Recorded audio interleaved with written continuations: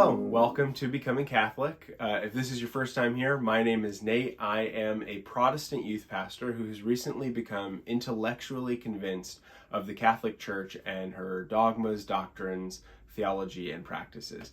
But I have not had very many spiritual experiences. I haven't felt the Spirit of God pressing upon my heart, convicting me to convert or move over to the Catholic Church. And so this channel is just a series of videos. It's me documenting basically my journey. I'm kind of opening the door to Catholicism and, in a sense, opening the door for the Lord to move in those ways.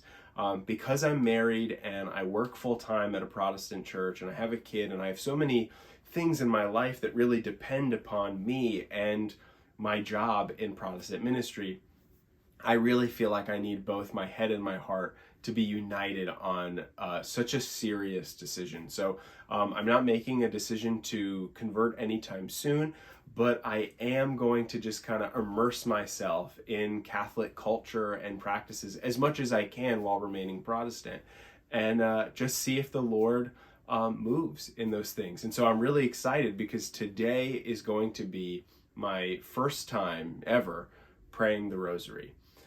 If you're not familiar with what the Rosary is basically just a long string or necklace set of beads, and each bead represents something. It represents a prayer, and so those prayers are the Our Father, the Hail Mary, the Apostles' Creed.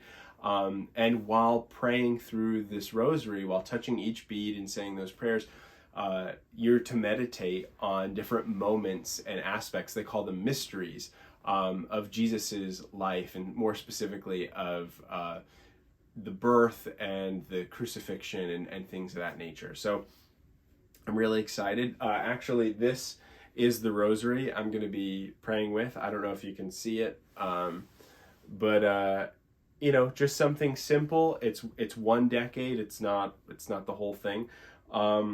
My sister-in-law got me this for Christmas. And I was going to wait until I made my own rosary, and I was going to pray with that for the first time, but I don't have all the pieces to make it yet. And then once I get all those pieces, I then have to put it together, and that's going to take several hours. And I really just wanted to do it. I have this here, so I just decided I'd do it. With this rosary, it came this little instruction booklet, this little pamphlet with all the prayers on it. And I'm going to be meditating on the joyful mysteries today because today is Saturday. And I'm going to do it. And I'm going to come back and share with you guys what it was like as a Protestant who does believe in the Marian dogmas and who does believe in the intercessory prayer of the saints, what it's like as a Protestant to pray the Rosary. So I'll be back in a few. For you guys, it'll only be a few seconds. For me, it'll probably be a little while because I don't have any of this memorized. And I'll tell you how it goes.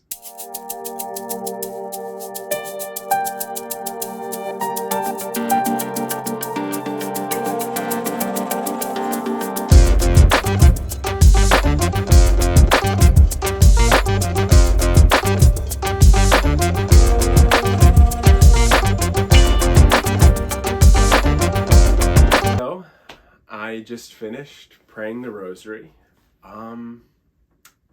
Wow.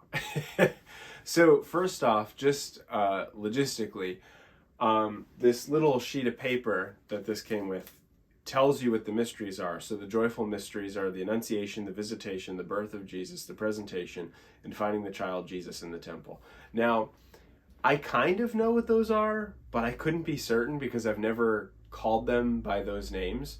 So I had to take out my laptop and have the scriptures so I could read the scripture that those titles were referring to. And as someone who's never prayed the Rosary before and someone who does not have the Hail Mary memorized, although I probably have it memorized now, I found it difficult to meditate on the mysteries because I was so focused on saying the Hail Marys correctly.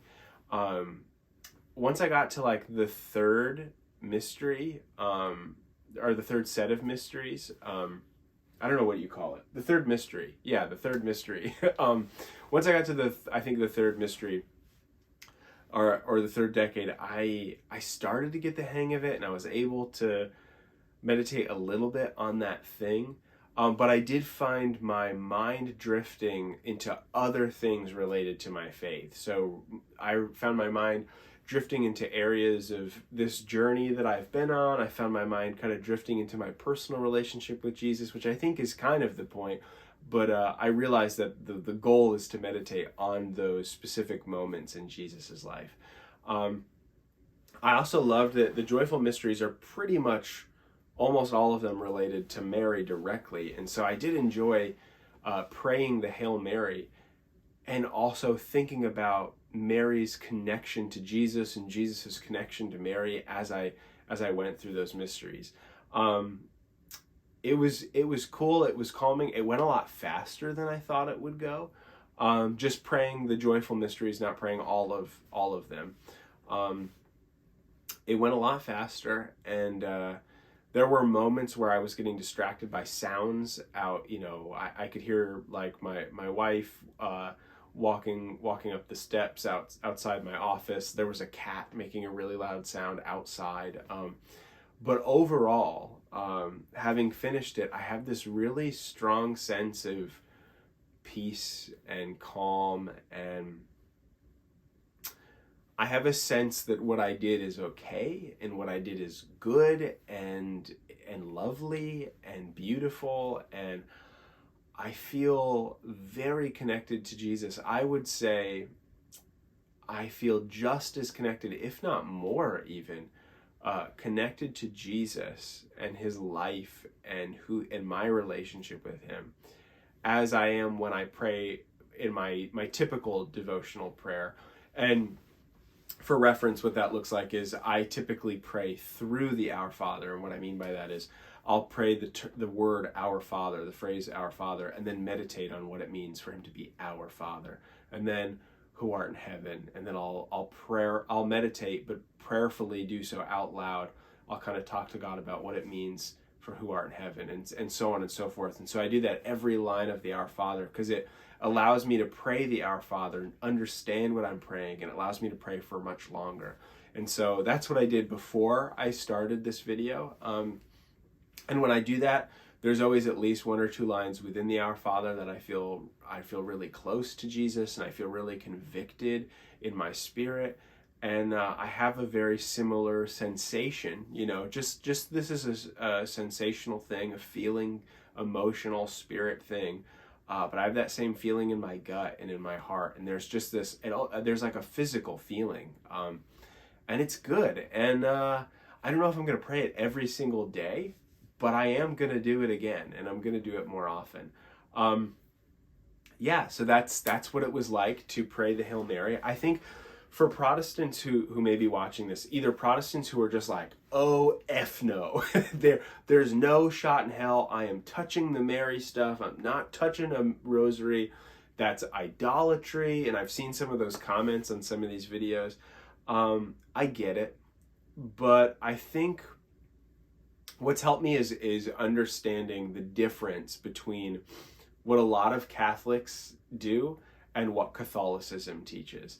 I've had several conversations with Catholic people, especially online, and I would say they do worship Mary, and that is idolatry for sure. But there are a lot of Catholics, and the Catholic Church teaches that we worship God through Mary, meaning, I just saw this in one of the comments earlier today, actually. The way that you might worship God by looking at and praising a part of his creation, like a beautiful mountain or a beautiful scenery or something, or a beautiful church building. You might look at it and have this sense of awe and wonder, and you're just like, God, this is so good. Thank you for this beautiful thing. You are amazing. You do the same thing with Mary, where the difference is that she's a person, not a building or a mountain. And so you kind of look to Mary and you say, wow, God, thank you for making yourself a man through Mary. And so when you say the Hail Mary, that's partly what you're doing, because the first half you're just quoting scripture. Hail Mary, full of grace, the Lord is with thee. Blessed art thou among women, and blessed is the fruit of thy womb, Jesus. That's scripture. And that's true. And Mary says in Scripture, all generations will call me blessed, and I want to be a part of that, part of the generation that calls her blessed. But the reality is that I am worshiping the God that she gave birth to, and I am simply honoring God by honoring her, whom He worked through, and through who said yes, and whom He worked through. So that's kind of where it comes from. And then when it comes to the Rosary, it's really just a rhythmic thing, and it's meant to kind of keep your heart in the same place. And so I said all of the prayers out loud when I just prayed the Rosary. I'm sure a lot of people do it in their minds. I don't think I would be capable of that. When I pray, I've got to pray out loud, and otherwise I won't focus, and I won't say what I need to say. But yeah, I don't know. It was good, and another argument Protestants have is whether or not the saints can hear us, and maybe that's another topic for another video. But I have been convinced that the saints in heaven can hear us. And yeah, it was cool. I'm really excited about it. Thank you for joining me, for listening to my thoughts. Look out for the next video. I'm going to be doing a few new videos. I'm going to be putting together a home altar in my office, a place to spend time in prayer. I'm also, you've seen this in my videos before, the act of consecration to Our Lady of the Miraculous Medal. I'm gonna just do a short little act of consecration with this, and so I'm actually gonna pray this prayer right on this card here. I'm gonna pray this every day, at least once a day, and I'm gonna wear this medal around my neck for a week. And so after that week is up, I'll share what that was like. So look out for those videos coming in the future. Thank you all for the love and the support. It has been an honor and a blessing and a privilege to share this journey with you, and I am just overwhelmed by the support. At the time of recording this, there's over 1,000 people subscribed to this YouTube channel, and it hasn't been up for very long, and I'm just so excited for God is clearly doing something, not just in me, but in you guys as well, and I'm excited to kind of foster and develop a community around this idea of learning more about the Catholic faith. So thank you very much for everything. Thank you for your prayers and your support. I'm grateful for you guys, and I'm grateful to be sharing this with you. Be blessed.